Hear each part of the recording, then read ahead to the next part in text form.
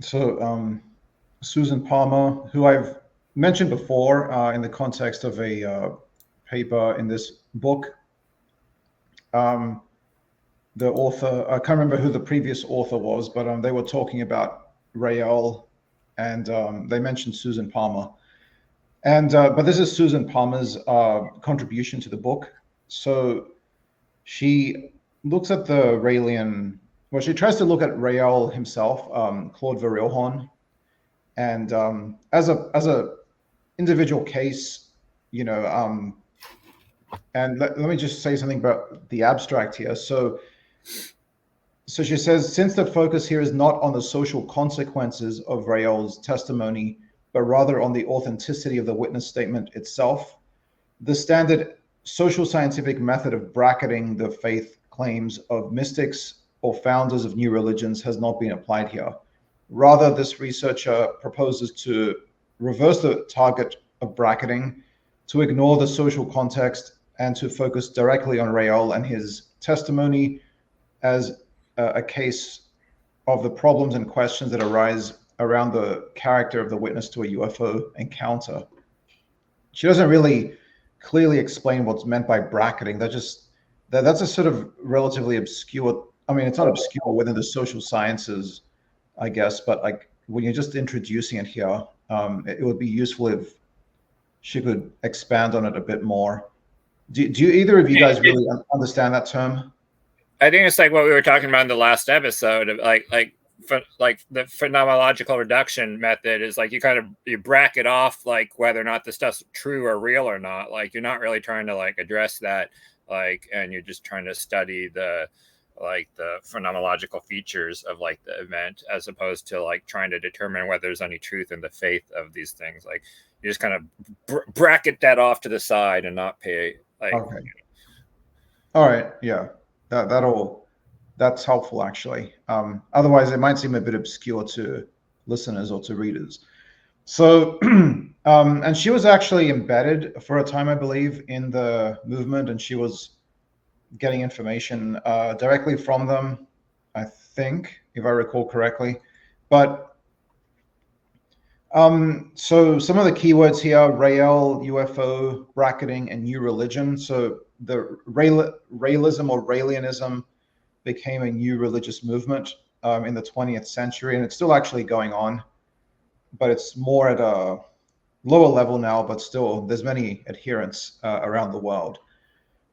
Now, starts off here with a sort of important observation that the UFO itself is the object that scientific ufology seeks to investigate, but the experience of sighting a UFO undergoes a number of refractions before reaching the investigator as a witness report. So in other words, the witness is not a pure detection device or sensor. He or she is very much embedded in a social context and brings a lot of psychological and social baggage with them, involving perception, memory, education, motivation, etc., which are listed there. And that's, of course, interesting in itself, and that can tell us about why certain movements catch on and others don't, and of course, why witnesses, or experiences have these experiences or certain elements become prominent in their stories. So this scheme, wherein the witness functions partly as observer and partly as instrument, places great importance on the witness, but an even more daunting and complex challenge is posed by a UFO witness whose report is not just some astonished testimony collected by a police officer or UFO research organization, but turns out to be a religious tract, a kind of New Testament intended to gather and inspire a community of believers, which is like what happens with Raëlism, because Claude Vorilhon, who eventually named himself Raël after his first supposed UFO or close encounter, renamed himself as Raël. He describes CE3 and CE4 experiences in his, well, at least CE3 experiences in his first book from 1974. But then Susan asks, is there really such a marked difference between the garden variety UFO witness and the UFO prophet? One can trace back a long history of religious or spiritual dimensions associated with the UFO experience. Again, Jacques Vallée can serve as an instructive example. In his 1975 The Invisible College, he turns his attention from the unidentified flying object to the subject of the witness. So this shift is very important. What witnesses often report are parapsychological phenomena like missing time, telepathy, etc. And authors like Vallée have certainly emphasized those supposed high strangeness features in UFO encounters. One need not invoke parapsychological considerations to legitimate the claim that the UFO encounter can be understood as a type of religious experience, as has been done for decades. Works like James R. Lewis's The Gods Have Landed, New Religions from Other Worlds, and the more popular, if less scholarly, American Cosmic by Diana Pasulka. Nevertheless, there are serious objections to reflecting on, in this case, Raël in the context of his claims as a contactee, one who describes contact and communication with ETs. The UFO witness is the source of the sighting report and becomes a foundational element, however problematic, of ufology. An essential task is to determine the veracity of the report, which requires scrutiny of the witness.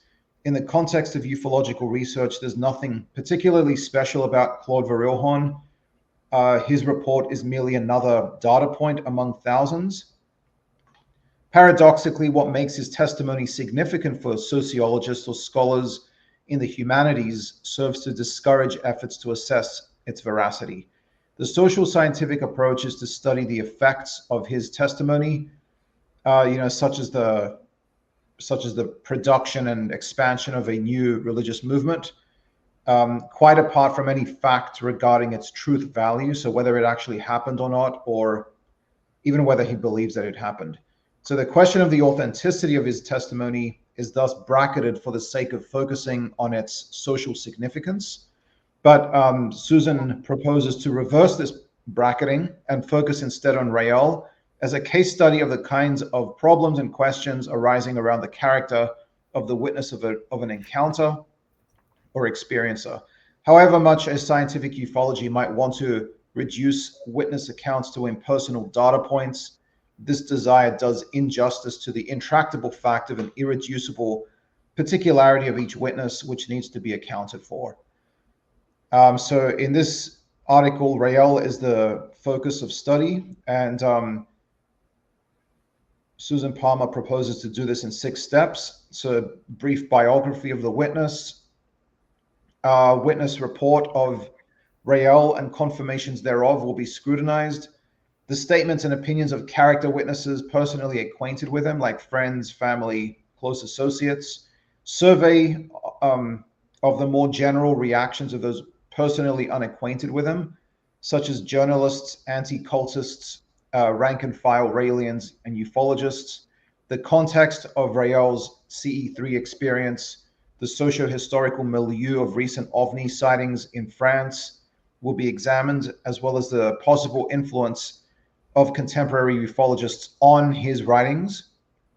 So it is looking at the social context, but it's asking how might it have played into his encounter report, or like the elements that he emphasized in it.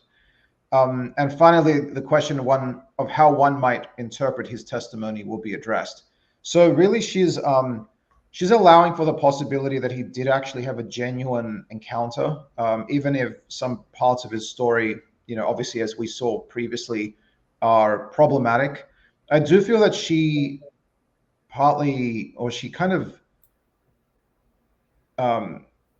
the extent to which she kind of downplays how serious the narrative changes among the books that he wrote are, I think that's kind of a serious problem in her own analysis. I think that they're more problematic than she makes out. It's not like just somebody who's recounting something and then obviously some parts of the story change a little bit here and there. that's to be expected. But I think that his the ways that he contradicted himself through the books and the ways that his story kind of evolved point to, I think, very clearly fraud. So, it is conceivable that he did have a genuine experience, but personally, I don't think he did. But anyway, so I was going to point out, if people remember the last chapters we talked about, there's a kind of a similar argument made against Parker Hickson, I'm forgetting which one, but that even Randall said like the narrative changes cannot that of the story over time, the changes he kept making, like could not be explained just by simply forgetting little details here and there. It was obviously a bit of molding going on in response to kind of feedback he was getting when he was telling his story. And I agree. Like you can't ignore the fact that like he changes stuff in his books, like how significantly he changes stuff repeatedly through his different books. Like I think that plays a pretty important deal as well. Yeah, and they're important things as well. Yeah, which are kind of central to the narrative. It's not just like little fringe things. But she talks here about the witness himself. So he was born, Claude Vorilhon, born in 1946 in Ambert in France. In his 1975 book, which is here, it's just given in French. I can't read that, but he describes growing up with the historical and philosophical influences peculiar to France. So in France, it was kind of a very secular society. They really lean heavily into scientific thought, kind of culturally, or they become culturally suspicious of religion. So it's a very secular, if not outright atheist type of culture. Although that's, of course, there's many religious believers, but I guess even they are sort of still a little bit suspicious of religion. So he grew up in that sort of context, right? And he started off as a pop singer on the streets of Paris. He married a nurse. He had 2 kids. He then founded a car racing magazine called Autopop. And he was doing okay with that for a while, but then that sort of wasn't much of a lucrative venture for him because of certain social events in France. And 3 months later, at age 27, after there was an effect that effectively banned speeding on the highways, I guess that stopped him from really testing sports cars properly or something. I think there was also the oil crisis, wasn't there, circa that time, which put a dampener on motor racing. But he experienced a close encounter of the third kind shortly after those issues. And he was 27. Testimony, so the actual testimony that his first encounter, his sort of helicopter-like craft descending soundlessly, and from it emerged a 1.2 meter tall entity, and which he describes as the Eloha. That's a singular for Elohim, which is a biblical reference because he really mixes biblical stories with science to create a kind of atheistic creationism, where the aliens are our creators, right? But he describes as being very, kind of diminutive, greenish tinge, almond-shaped eyes, long black hair, and a small black beard. Interestingly, and the being tells him about the true meaning of the Bible, the true meaning of Genesis, the creation myth in the Bible, the Eloha dub Vorilhon Raël, and revealed the secrets of humanity's true origins. That the first humans were created or implanted thousands of years ago on this once barren planet by extraterrestrial scientists. And that sort of starts off the group's obsession with DNA and cloning, which would later become something that they encourage and are very much in favor of. And then he wrote other books where he expands on this sort of on the planet in which the aliens live and their social system and what they do. their level of technology and how they organize their society, that they've got something called geniocracy, where very wise, ingenious people lead and everybody else sort of follows. So it's very hierarchical in that sense. And he also, by the way, mentions angel hair, which I think was alluded to earlier tonight. That one of these contact experiences he had involved the spacecraft. I think two of them were emitting angel hair. So sort of a cottony substance that melts when you touch it. That's been a staple of UFO lore for a long time. The character witnesses, so friends and family have chimed in. There's actually a website which is by former Raëlians, and they sort of give their take on whether they think Raël is credible or not, and many of them say that is not. Interestingly, a lot of these people who were in the cult or the sect, whatever you want to call it, they still believe in the mythos. Like, they still believe that he was chosen by the Elohim to lead humanity, and the sort of the pantheon of gods and things in that religion. They still believe that stuff, but they have fallen out of favor with him for various reasons, sometimes personal. One of them had to choose between the group and his girlfriend, so he chose his girlfriend and he left. And other people have, for various reasons, have left the group as well. But many of them have maintained their faith in the tenets of the religion, which I found really interesting. Not the ex-wife didn't, though, right? I mean, she seemed pretty critical that he was kind of making stuff up, and yeah. Certainly some people just like flat out said, he's just making stuff up, and they don't believe in that stuff. But others do. Wanted to have lots of sex. Yeah, right. That's what he was driven by. His wife Marie Paul, whom he married in Paris in 1970. She was pregnant with the first child in 1973, and he was still with his magazine Autopop. And she says that basically he just invented Raëlism to have more sex and satisfy his enormous ego and need to be worshipped, right? And he asks, is he mad? No, I don't think so. I think he's devious, crafty, manipulative, and very, very clever, which is my view as well. But anyway, she was closer to the events. And other people have said similar things. His aunt, Therese Vorilhon, kind of laments that he turned out this way, but she's like kind of, well, people change, but you still have to love them, sort of thing. And there was also, was it in this section where his friends talk about how they sort of concocted, I think it's later on, they concocted the mythos. But the next part here is about public responses. So in France, as I mentioned, there was like a very strong secular, almost anti-religious mood. And there's many people in France who are strongly against cults and that sort of thing.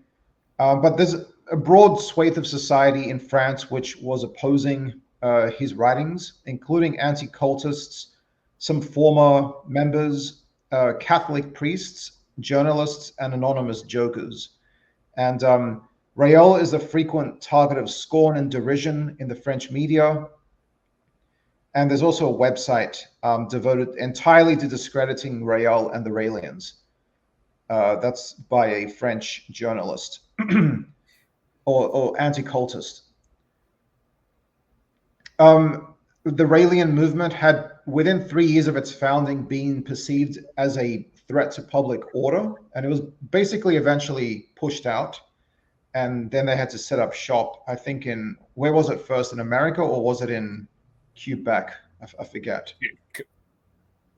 I don't know if they were in America first. Ultimately, they ended up in Quebec. Yeah. Right. And they were always talking about the importance of religious freedom. So, they were saying that in France, there's no religious freedom because the authorities and the broader culture sort of ganged up on them. And then in either Canada or America, they said the same thing. But I mean, there was the controversy in America to do with cloning, so they sort of fell out of favor in America. I guess it was America first, and then they went to Canada. But anyway, so there was this sort of social backlash against them. Many controversies, including exploitation of women and all that sort of unfortunate stuff. Some high-ranking Raelians defecting from the group, and some books also written by former members. And then, it's mentioned that none of these apostates have expressed doubts concerning the existence of the Elohim as depicted by Raël, nor do they question Raël's claim to be a UFO witness, a messenger, or a messiah chosen by the Elohim. So certainly something very compelling was, passed on to them, or that they felt about the core ideas, enough for them to still cling on to those ideas despite their falling out with the lead figure. The ufological context. So there was a lot of UFO stuff going on in France, even back into the 19th century. Some things which you could include as part of a UFO subculture, but depends like how you lump that in, because this was before 1947 when the modern UFO age proper started. But you can find sort of airship type mysteries and things like that, aerial phenomena which happened well before that. But certainly in France, UFOs became very popular. There was a rash of sightings occurring in the 50s. By the 1970s, France was truly in the throes of a flying saucer fever, and that was sort of the perfect time and backdrop for Vorilhon to, concoct this story. And he apparently did it with a bunch of friends who, he got together in a pub, they got drunk, and they kind of basically concocted the idea, which Vorilhon found very, very clever and ultimately lucrative. But the other ones were sort of half joking about that. They weren't necessarily serious, but he got the, he really saw that as a good idea.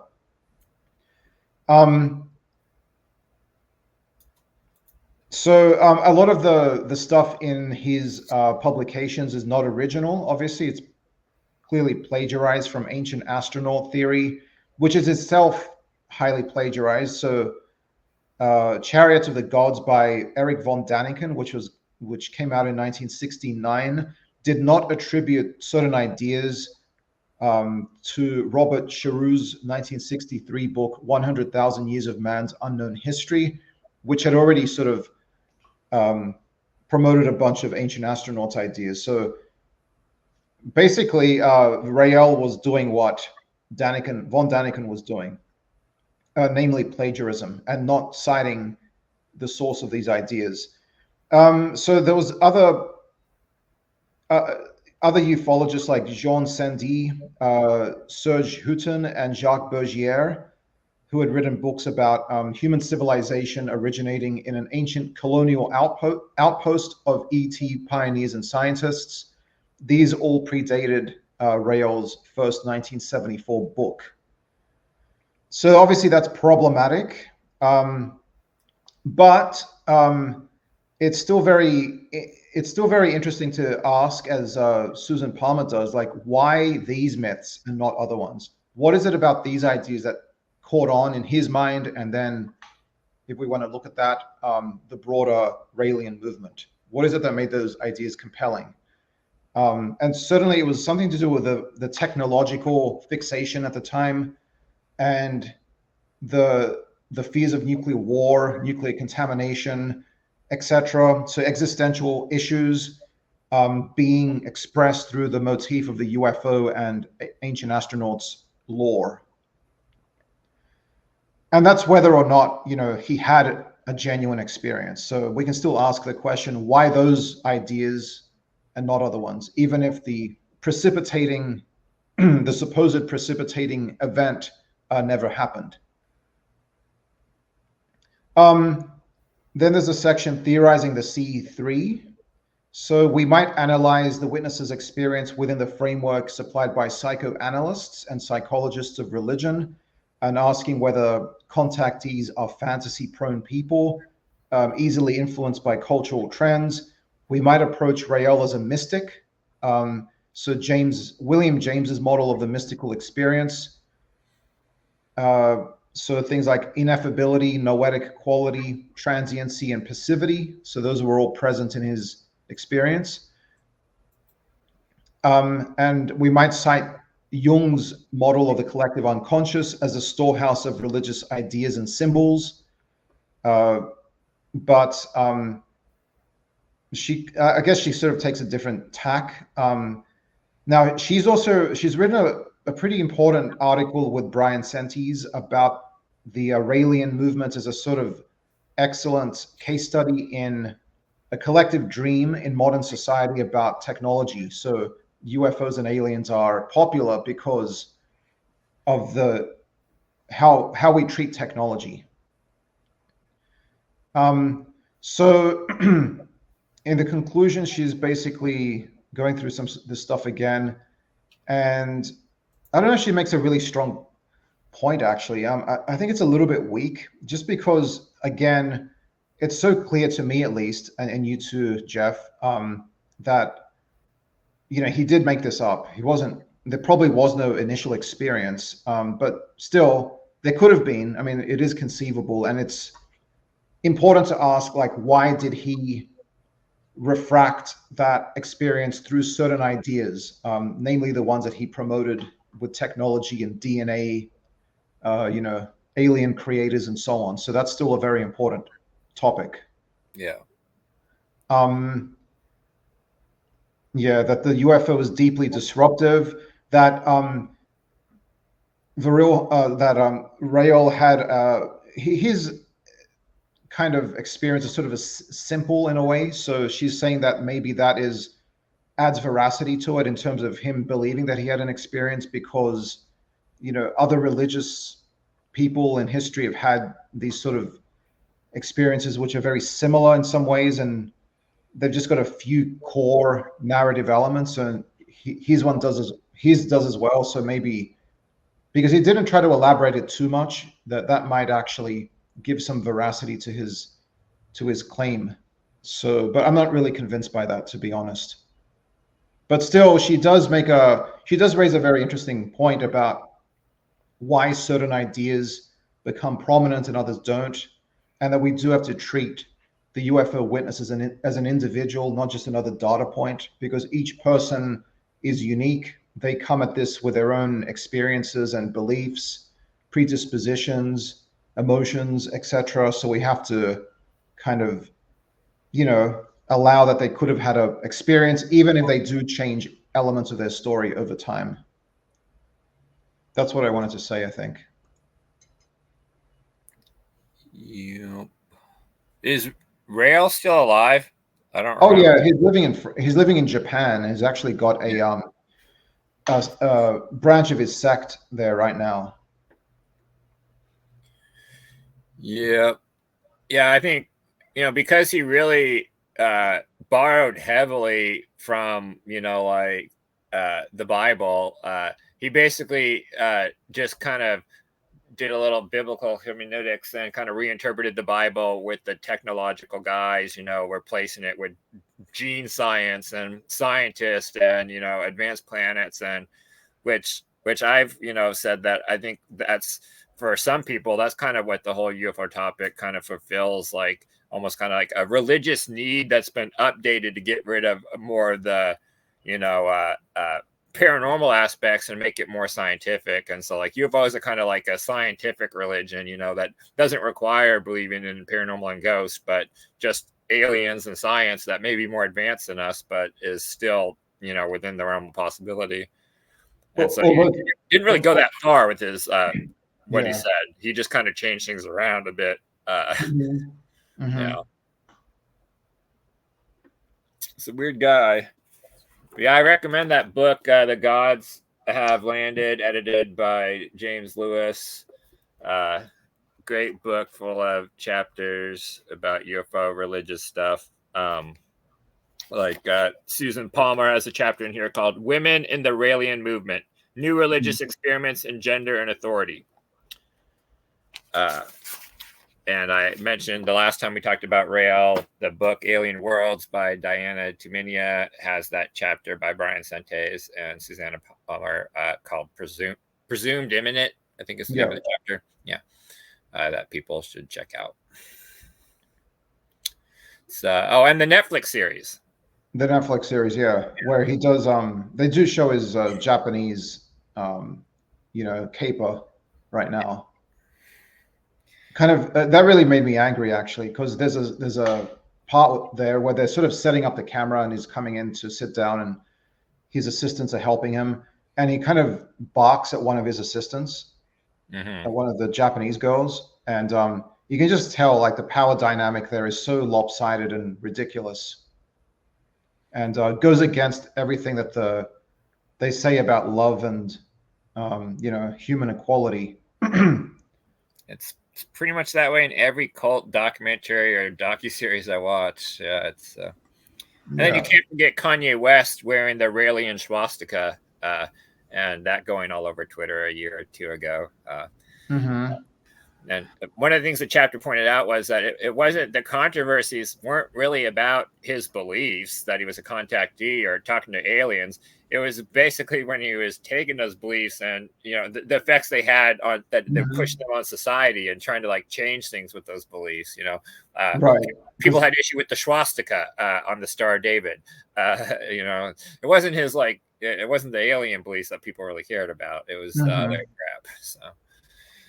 Yeah, he would have been almost completely forgotten if not for his the effect of the cult. Yeah.